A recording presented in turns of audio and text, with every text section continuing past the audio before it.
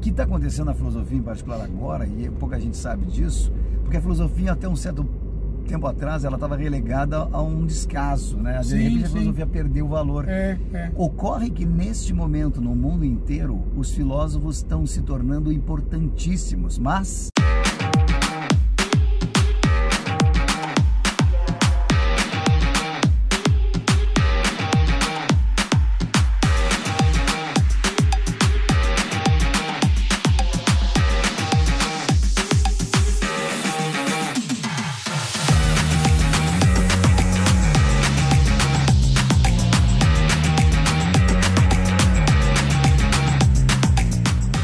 Já que você chegou até aqui, deixe o seu joinha e inscreva-se no canal que está aí embaixo do seu vídeo, no canto inferior direito. E pegue essa carona comigo, que está muito bacana. Vamos lá! Oi, Cássio, obrigado pelo prazer de te dar uma carona. Eu estava passando pertinho do Sasso, aí eu resolvi te ligar para saber como é que estava a tua agenda. Você falou que estava indo para algum lugar. Eu falei, vamos embora que eu te levo. Você quebrou um galho, viu, Guido? Tudo bem com você? Tudo, e você? Tudo bem. Diz uma coisa, como é que estão os negócios e a batida aí no Sasso? Você está aí há quanto tempo? Eu estou há 10 anos já no Sasso. 10 anos, né? Um tempo bem longo aí, mas prazeroso. Bom, né? Prazeroso, muito bom. É uma empresa maravilhosa de se trabalhar, e um grupo de pessoas sensacional também. Como é que você explica o Sasso para as pessoas quando elas te perguntam? Olha, em geral, tem aquela coisa protocolar que a gente fala, né? O Sasso, que é uma empresa de 43 anos. O que faz o Sasso? O que faz o Sasso é assim, por exemplo, eu já tive essa questão por parte da minha família, né? Claro. O que faz o Sasso, afinal, né? Você trabalha no quê? Pois é, a gente trabalha, na verdade, com soluções analíticas, né? E aí eles me perguntam, mas o que significa uma solução analítica? Ora, nada mais é do que um conjunto de ferramentas e serviços, enfim, que dão às empresas a possibilidade de interpretar dados, né? Sim. Aí eles, em geral, dizem assim, mas então na verdade você olha lá o dado e diz, esse dado aqui é válido, não é válido? Não, não é isso. Quando a gente fala de interpretação de dados, o que a gente faz é estabelecer algumas correlações que não são intuitivas. Por exemplo, dizer que folhas crescem em árvores é uma correlação que você pode dizer que é meio intuitiva, assim, né? A árvore tem folhas. Claro. Uma correlação não intuitiva é as pessoas que de 20 a 30 anos que compram, por exemplo, uma bicicleta, tendem a comprar também fraldas descartáveis, né? Por que razão? Porque em geral estão numa idade ali que estão sendo pais pela primeira vez, então não é bem intuitivo isso, mas o exemplo é fraco, mas enfim, é isso, né? E o que eu digo para elas também é que, na verdade, quando você fala em dados, não são só esses dados desse tipo, onde você pode dizer uma qualidade de um objeto ou coisa do gênero, mas dados, por exemplo, de imagem, de voz. Sim. E vídeo, enfim, né? Também. Exatamente. Aí o pessoal, em geral, entende um pouco, né, Guido? Não entende tudo, mas entende um pouco. Claro. Sendo leigo. Agora, você concorda que os dados é o novo petróleo? Sem dúvida, sem dúvida. Na verdade, assim, a gente tem um fluxo hoje, né, de dados no mundo inteiro que estão sendo registrados ou em sistemas transacionais, ou eles estão sendo registrados em plataformas de redes sociais, ou eles estão sendo registrados em equipamentos mais sofisticados. A televisão hoje tem inteligência embarcada, ela tem uma câmera, ela tem um microfone, ela transmite os dados daquilo que você está teclando ali, eventualmente. Então, como esse fluxo de dados é muito, muito significativo, muito evoluído até de certo modo, a capacidade que você tem de pegar esses dados e fazer uma extração de algo que vá te dar uma vantagem competitiva é fantástico. Quer dizer, na verdade você está fazendo a extração do óleo bruto, né, que são os dados que trafegam ali, você faz um refinamento disso através dos modelos estatísticos e a partir desse refinamento você gera alguns insumos, seja polímeros no caso do petróleo, gasolina, enfim, né? Sim. No caso dos dados é informação efetivamente relevante para te tocar os teus negócios. Quais são os mercados que mais consomem esse tipo de produto? Não vou chamar de produto não, de serviço mesmo, porque é serviço, né? Porque realmente tem uma grande quantidade de pessoas trabalhando, fazendo serviço, usando as ferramentas, né? Seja elas contratadas pela empresa ou seja empresas contratadas pelas empresas, né? E assim, sem dúvida, a maturidade analítica, ela evoluiu de formas diferentes nas diferentes indústrias. Por exemplo, no setor bancário foi bastante significativo, já há muito tempo se utiliza para poder trabalhar análise de risco de crédito, análise de risco operacional, risco de mercado, combate à fraude, coisas do gênero. O mercado de saúde demanda também? O mercado de saúde também. Veja bem, né, quando a gente pensa numa empresa de assistencial, né, de saúde assistencial, é fundamental ele saber, ter um conhecimento mais adequado do beneficiário.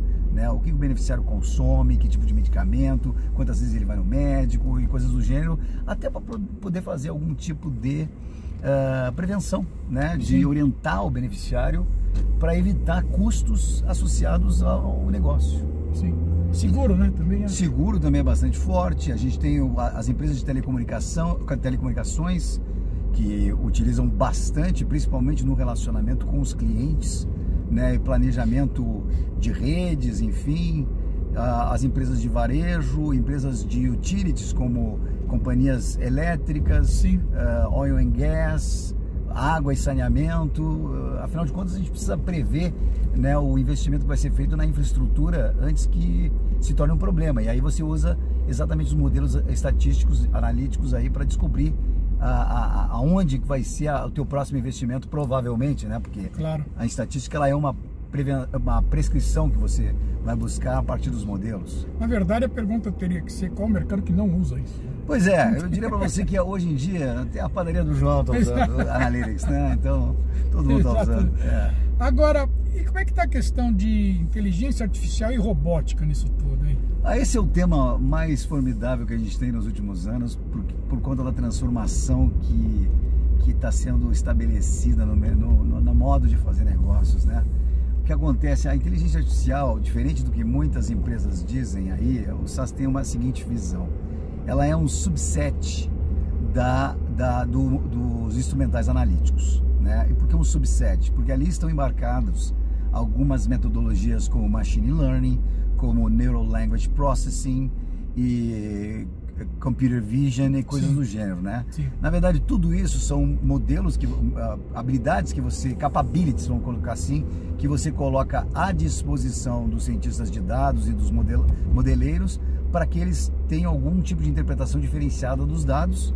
E a partir daí, agora é que vem o grande passo. E é o passo onde o SaaS está muito acelerado.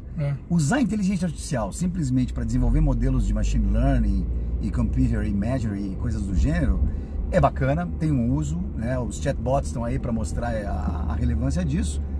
Porém, o próximo passo é a automatização do processo de decisão. Porque como é que funciona o ser humano? A gente sabe muito bem, né? O ser humano ele coleta dados o tempo todo e ele toma decisões lúcidas, né? Muito rápido. Né? E muito rápido, em nanosegundos, né? Então, colocar essa capacidade de tomada de decisão através de ferramental analítico dentro das organizações é que vai dar o flavor da robotização, né? A inteligência artificial capacita cognitivamente os modelos, as interpretações possíveis e a camada de tomada de decisão vai robotizar as decisões para que você economize custo, economize tempo e seja capaz de prover ao teu cliente uma melhor experiência, né? Eu lembro de um caso aqui, se você me permite até comentar, tem um caso muito bacana que recentemente aconteceu comigo, que eu tive uma experiência formidável baseado no que, né? Eu recebi um e-mail, e raramente eu abro e-mails desse tipo, porque eu recebo muito e-mail, né?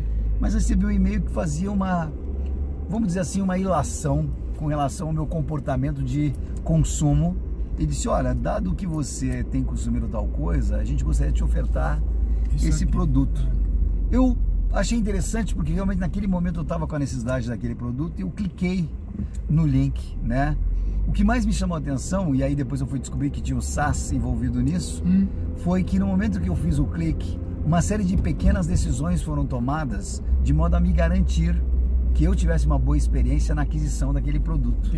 Né? Inclusive, no processo de robotização, existia uma etapa que não era robotizada, que era dependente de um usuário humano, né? De um atendente humano. Mesmo assim, em exatamente 3 minutos depois que eu cliquei, o atendente me liga para confirmar algumas coisas, né? E após isso, ele deu confirmação e eu recebi o produto em 24 horas na minha casa. Olha que coisa. Ou seja, é um processo muito bem estabelecido, usando inteligência analítica, usando um pouco de machine learning aqui, né? E também usando o processo de automação, essa questão que eu chamo de decision engine, né? Então eu acho que é isso que está andando aí no mundo, e essa tendência, pelo menos para o SaaS, é a tendência mais significativa nesse momento. Agora, eu tive no SaaS faz o quê? Um mês e pouco? No almoço que teve lá? Sim. Que você estava presente também. Eu lembro, eu te recebi lá. E o que mais me impressionou naquele almoço, além da comida que estava ótima. Opa, que bom saber disso. É o seguinte, aquela bolinha que você faz ela andar com a força do pensamento. Ah, sim. Sei lá se é força do pensamento, como é que eu chamo aquilo. Quer dizer, eu fiquei impressionadíssimo com aquilo. Como é que funciona isso? Você põe uma fita na cabeça e fala pra ela, vai pra frente, ela vai pra frente, vira pra lá, vai pra lá. Como é que funciona isso? Aquilo, a base daquilo, né? Que é o machine learning, né? É o machine learning. É o machine learning. O que acontece? Aqueles sensores... Mas eu penso e ele consegue... Sim, porque acontece? Aqueles sensores aqui, eles precisam ser treinados, né? Sim.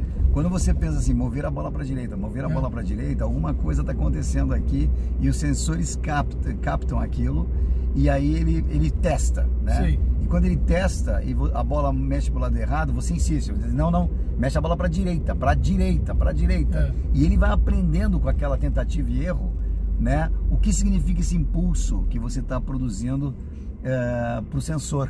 E aí o sensor é capaz de aprender, e aí ele vai se sofisticando com os refinamentos sucessivos, até o ponto em que se torna completamente viável que você comande sem errar o movimento da bola. Entendi. É bem impressionante, bacana, né? É bem bacana, né? É bem bacana. E é prático, né? Quer dizer, aí você começa a entender um monte de coisa. Né? Sem dúvida, sem dúvida. Agora, como é que você chegou nessa posição que você tem hoje? Quer dizer, o que você cursou? Você é engenheiro, você fez engenharia, você fez matemática, você fez física nuclear, física quântica, física... O que você fez? A minha história é bem interessante, viu, Guido? Porque, na verdade, eu comecei estudando engenharia. Eu fiz 3 anos de engenharia eletrônica, né? Meu pai queria muito que eu cursasse engenharia eletrônica, mas eu te confesso que eu tinha uma certa frustração à época, porque eu achava que a coisa tinha que ser mais dinâmica, a coisa era um pouco lenta demais, né? Sim. Tinha muita matemática envolvida, eu gostava da matemática, mas na matemática uma das coisas que eu sentia falta eram os conceitos por detrás da matemática. Sim. A gente aprende a usar a matemática e muitas vezes não entende as razões pelas quais existem certos métodos e certas técnicas da matemática. Na verdade, você não sabe nem por que existe a matemática. De certo modo, quando você entra na universidade, você não tem ideia, né? Não tem ideia. Então eu lembro que eu fiquei um pouco frustrado e num determinado momento eu comecei a trabalhar, por conta da engenharia, eu comecei a trabalhar com computadores. Na época, ainda lá nos meus 19 anos, eu comecei a trabalhar com programação. Sim.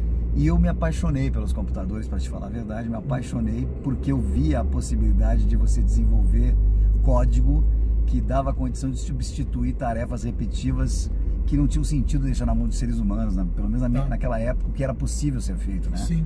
Há algum tempo atrás. Na sequência, então, eu decidi que eu queria fazer alguma coisa mais associada à computação. Porém, o que eu percebi enquanto eu trabalhava é que uma das coisas que garantia o sucesso dentro do meu trabalho, enfim, era a colaboração das pessoas, né? E eu percebia que nas reuniões que nós tínhamos, os grupos reunidos, enfim, eles tinham, às vezes, muita dificuldade de fazer com que o processo colaborativo acontecesse na dimensão mais efetiva, sendo mais eficiente, né? Enquanto se nós trabalhávamos com as codificações, os códigos do computador. Aí eu resolvi fazer psicologia, por incrível que pareça. Sim.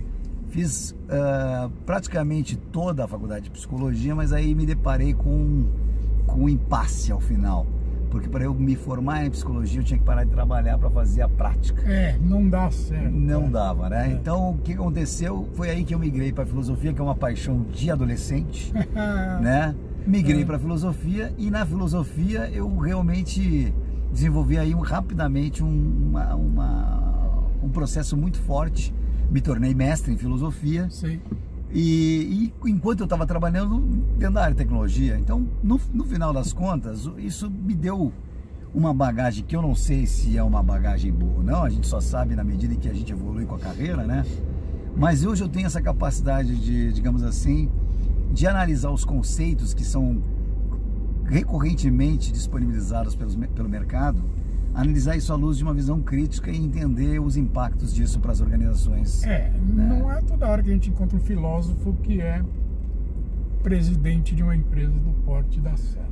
Eu fico satisfeito que o SAS viu no meu perfil, viu alguma vantagem, né? Quer dizer, eu sou uma pessoa que consigo coadunar aí um pouco das exatas que o SAS tem tanto no DNA dele, tem com a questão humana que também tem muito na visão estratégica do nosso fundador, Dr. Jim Goodnight. Sim. Acho que tive sorte também, né? Agora, você sendo um filósofo, foi o que você falou, né? Você tem uma visão completamente diferente de tudo que você vê em volta de você, né? Quer dizer, uma pessoa normal que não entende, não tem ideia, não pensa filosoficamente em cima dos problemas ou das resoluções de problemas, eu acho que tem uma certa desvantagem, não é a palavra, mas eu acho que ela não tem a mesma visão que você tem, né? Você sabe que eu acho, Guido, que a única coisa que modifica, na verdade, é o método de investigação.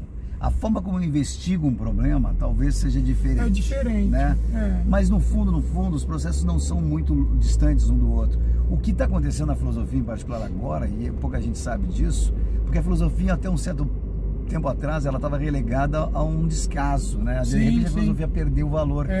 Ocorre que neste momento, no mundo inteiro, os filósofos estão se tornando importantíssimos, mas veja bem, houve uma guinada paradigmática na filosofia. Sim. A filosofia não é mais simplesmente aquele estudo das grandes razões humanas, enfim, mas ela agora se associa com coisas práticas, como a neurociência, Sim.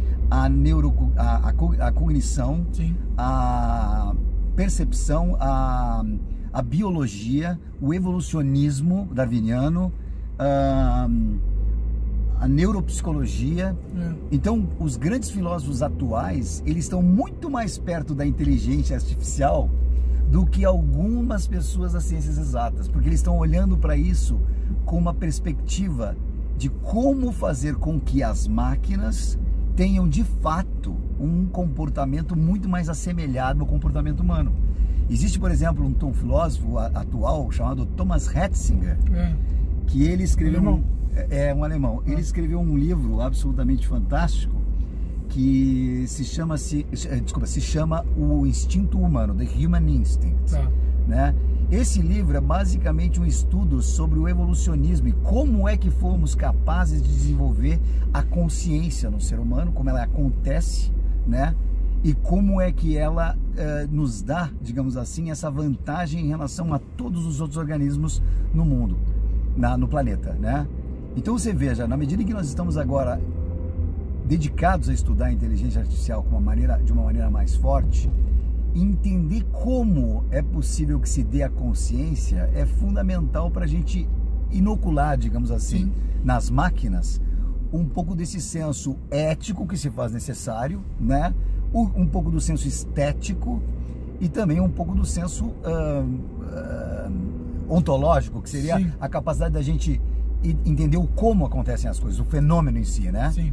Então isso é muito legal. A gente vê que a filosofia, na verdade, que tinha perdido o terreno completamente, agora ela rapidamente está recuperando um terreno fundamental. Ela virou uma disciplina de agregação de várias disciplinas distintas. Interessante, né?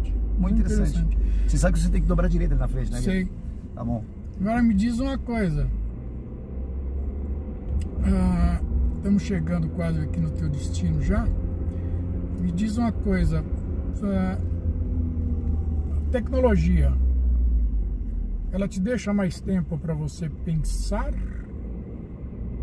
Ou ela tá tão jogando coisas para cima da gente que o pensar ficou mais difícil?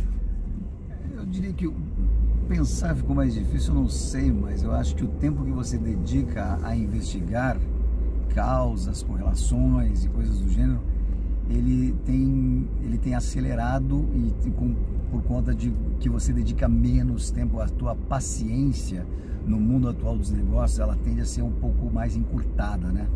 Você fica um pouco mais focado no resultado, assim. Então, antes de gastar tempo com a investigação, você prefere gastar tempo com o entendimento do que já foi interpretado para ver se aquilo faz sentido ou não.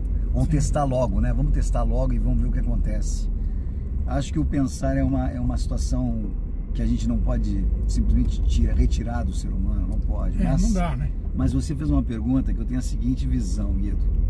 Nós temos que tomar cuidado como a gente está andando com a questão da tecnologia, para o bem das nossas empresas e para o bem principalmente da sociedade, principalmente quando a gente fala de sociedade digital.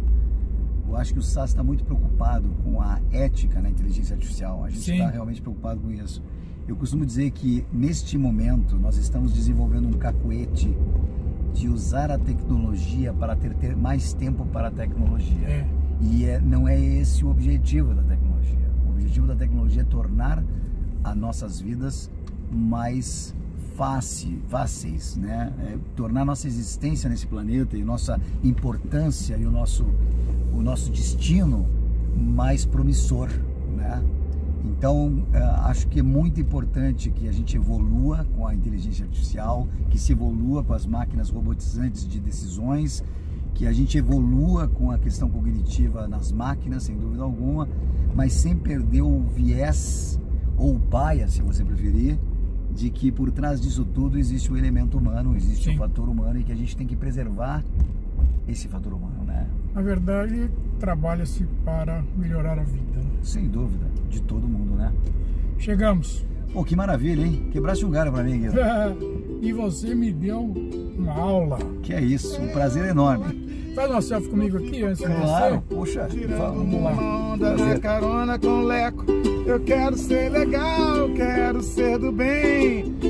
Ser do bem me faz bem. Então andando de carro, as coisas acontecem sim. Essa carona tá sendo boa pra você, também tá sendo boa pra mim.